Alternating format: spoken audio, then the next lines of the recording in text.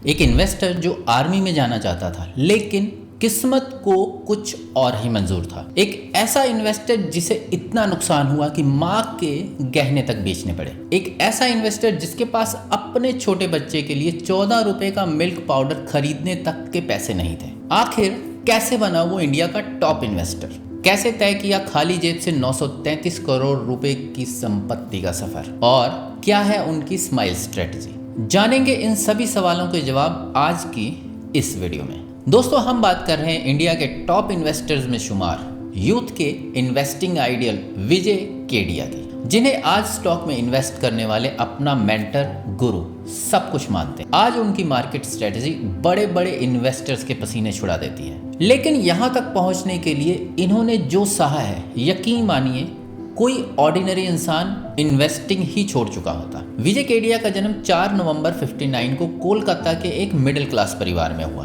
पिता Kishanlal Kedia stock broking किया करते थे, जिससे उनका घर चलता था। इस तरह बचपन से ही विजय केडिया ने स्टॉक ब्रोकिंग को देखा, लेकिन उनका सपना तो कुछ और ही था। उनका इंटरेस्ट ब्रोकिंग से ज्यादा आर्मी में था। वो बचपन से ही एक आर्मी ऑफिसर बनना चाहते थे। लेकिन कहते हैं ना कि किस्मत की लकीरों को कोई बदल नहीं सकता। कुछ ऐसा ही हुआ विजय केडिया के साथ। वो 10वीं की परीक्षा दे ही रहे थे कि तभी एक बुरी खबर मिली। उनके पिता किशनलाल केडिया का देहांत हो चुका था। विजय अपने फादर के बहुत करीब थे। छोटी सी उम्र में पिता का हाथ सिर से उठते ही इस परिवार पर मुसीबतों का पहाड़ टूट पड़ा। विजय 10th में फेल हो गए और घर की आर्थिक स्थिति भी खराब होने लगी। अब घर की फाइनेंशियल कंडीशन इतनी भी स्टेबल नहीं थी कि विजय अपनी पढ़ाई को पूरा कर सकते। ऊपर से अब वो 10वीं में भी फेल हो चुके थे। लेकिन जैसे ही स्कूल के प्रिंसिपल को पता लगा कि विजय फेल हुए हैं अपने पिता के देहांत की वजह से, उन्होंने इनका री एग्जामिनेशन भरवाया और विजय ने 10वीं क्लियर कर ली।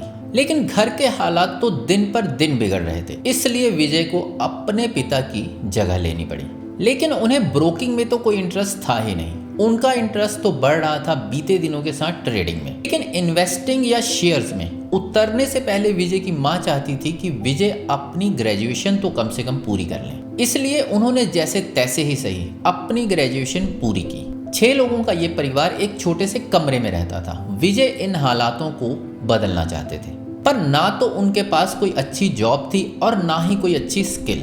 इसलिए विजय ने ट्रेडिंग की दुनिया में जाने का सोचा और किस्मत ने उनका साथ भी दिया। कभी 15,000 तो कभी 7,000 का प्रॉफिट करते करते पूरा साल इन्होंने भरपूर प्रॉफिट बनाया और वो खुद को ट्रेडिंग का मास्टर समझने लगे। सब ठीक चल रहा था। फैमिली की कंडीशन थोड़ी ठीक हुई ही थी कि विजय को एक साथ बहुत बड़ा नुकसान उठाना पड़ा। आलम यह हुआ कि एक साल में उन्होंने जितना भी प्रॉफिट कमाया था वो तो गया। साथ में 2-3 दिनों में इन्होंने हिंदुस्तान मोटर्स में 70,000 रुपए भी गवा दिए। ये इतना बुरा दौर था कि विजय केडिया की मदर को अपने गहने तक बेचने पड़े। ये उनकी लाइफ का एक तरह से सबसे बुरा दौर था, जिसने उनको अंदर तक हिला के रख दिया।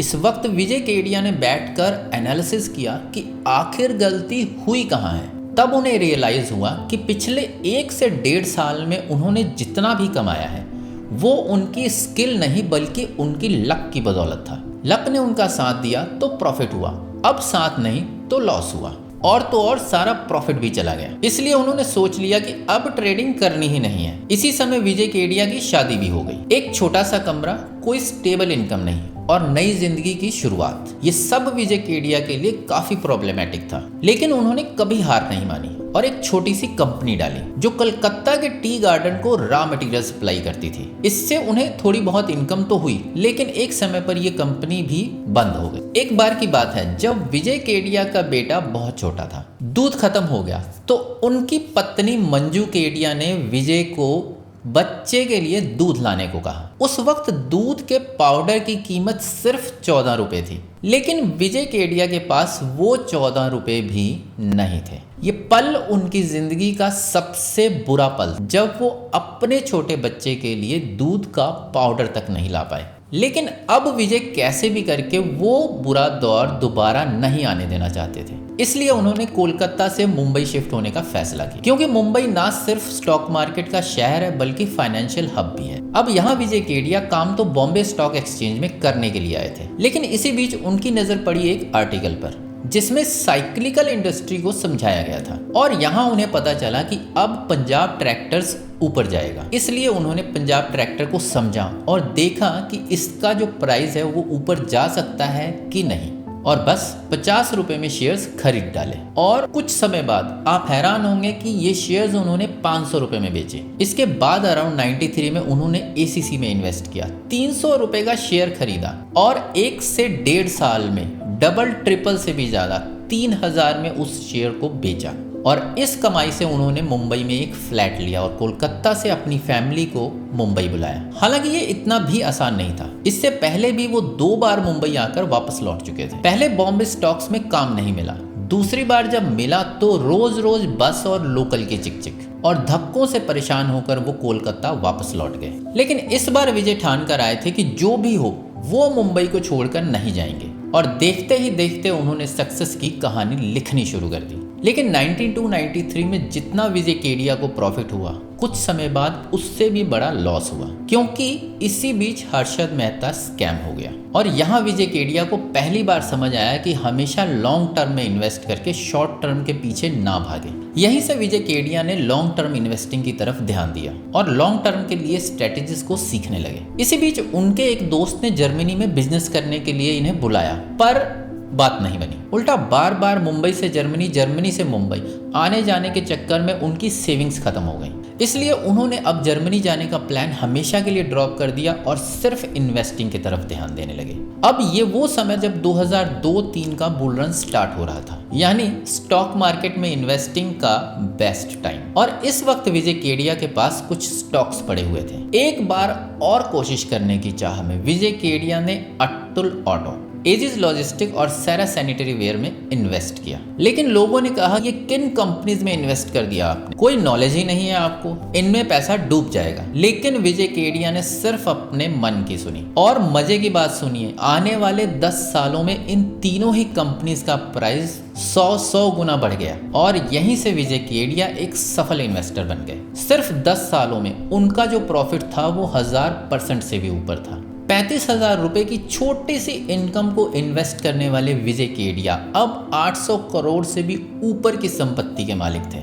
सक्सेस के इसी रास्ते पर उन्हें एक मिल्क पाउडर कंपनी खरीदने का मौका मिला और उन्होंने बिना समय गवाए ये कंपनी खरीदकर अपनी पत्नी को दे दी और कहा कि ये उस दिन के लिए जब वो अपने बेटे के लिए दूध का पाउडर नहीं ला पाए थे। इसके अलावा उन्होंने एक टी गार्डन भी खरीद लिया और ये वही टी गार्डन था जहां वो कभी रॉ मटेरियल सप्लाई करते थे। आज विजय केडिया सबसे सफल इन्वेस्टर्स में से एक हैं जो बिना किसी डिग्री और बिना किसी डिप्लोमा के IIM बेंगलोर और IIM अहमदाबाद में स्पीकर रह चुके हैं। वो कहते हैं कि स्टॉक मार्केट के लिए एकेडमिक क्वालिफिकेशन की जरूरत ही नहीं है, लेकिन एक स्ट्रेटेजी जरूर होनी चाहिए, नॉलेज जरूर होनी चाहिए ताकि नुकसान ना हो। अब आप कहेंगे कि विजय केडिया की भी कोई स्ट्रेटेजी रही होगी, तो बेशक है, लेकिन इस स्ट्रेटेजी को जानने से पहले वीडियो को लाइक शेयर करके चैनल को सब्सक्राइब जरूर कर लें। तो दोस्तों, विजय केडिया की स्ट्रेटेजी है स्माइल स्ट्रेटेजी। ये वही स्ट्रेटेजी है जिससे इन्वेस्ट करके उन्होंने बड़े बड़े गोल अचीव किए। यहाँ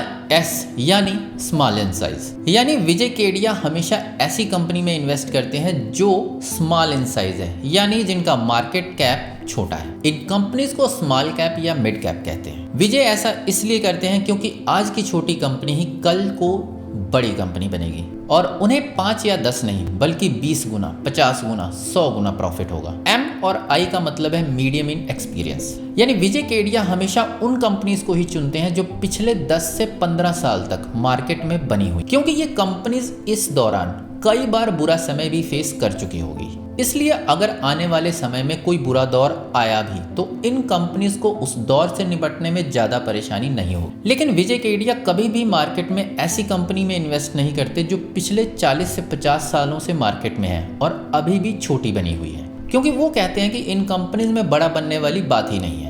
अगर होती तो 40 से 50 साल बाद भी वो उसी स्टेज पर ना होते। अगले वर्ड L का मतलब है लार्ज इन एस्पिरेशन, मतलब एक ऐसी कंपनी जिनके प्रमोटर्स अपनी कंपनी के लिए जी जान लगाते हो ताकि उसे टॉप कंपनी में से एक बनाया जा सके। किसी कंपनी के प्रमोटर्स ही अगर आगे बढ़ने की कोशिश या कोई इनोवेटिव तरीका नहीं अपनाएंगे तो वो कंपनी आगे बढ़ ही नहीं सकती। इसलिए विजय प्रमोटर्स के बिहाफ पर भी इन्वेस्ट करते हैं। लास्ट वर्ड ई का मतलब है एक्स्ट्रा लार्ज मार्केट पोटेंशियल। यहाँ बात आती है इंडस्ट्री पर, मतलब विजय केडिया ऐसी कंपनी में इन्वेस्ट करते हैं जो लार्ज इंडस्ट्री से ताल्लुक रखती हो, क्योंकि अगर इंडस्ट्री ही छोटी होगी तो कंपनी बड़ी कैसे बनेगी। एग्जाम्पल के लिए अगर डेयरी इंडस्ट्री ही 1000 करोड़ की है तो यहाँ कोई भी कंपनी 50,000 करोड़ की कैसे बन पाएगी। इसलिए विजय केडिया उस कंपनी में इन्वेस्ट करते हैं जो लार्ज इंडस्ट्री की छोटी कंपनी हो, ग्रो करने के लिए, बुरा टाइम फेस करने के लिए पूरी तरह तैयार, ताकि कंपनी इन फ्यूचर सीधा 50 गुना 100 गुना प्रॉफिट कमाए और विजय केडिया को भी मोटा प्रॉफिट हो। उनकी ये स्ट्रेटजी आजकल इन्वेस्टर्स के बीच बहुत ज्यादा पॉपुलर है। वो इन्वेस्टर्स ही नहीं बल्कि यूथ के भी आइकन है जो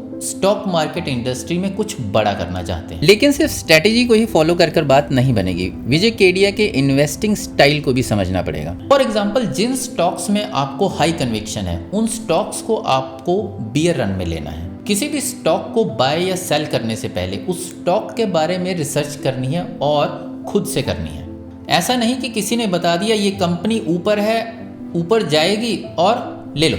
नहीं, किसी भी स्टॉक को लेने से पहले आंख बंद करके बिलीव नहीं करना है, बल्कि लेने से पहले स्टडी करना है। अगली चीज कि सिर्फ स्टॉक को बाय एंड फॉरगेट ना किया करें, बल्कि टाइम टू टाइम उन्हें चेक कीजिए कि स्टॉक परफॉर्म कैसे कर रहे हैं।